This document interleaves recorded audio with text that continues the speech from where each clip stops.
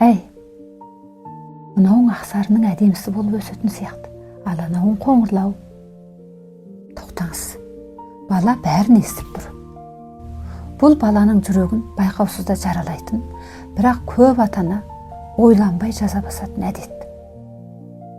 Ал сізде қалай? Лүпіл басы бар арнаға тіркеліңіз. Кейде бір бөлім ата-аналар отбасында өздерінің әдемірек болып туылған балаларын бір төбе етіп көрсететін жағдайлар бар.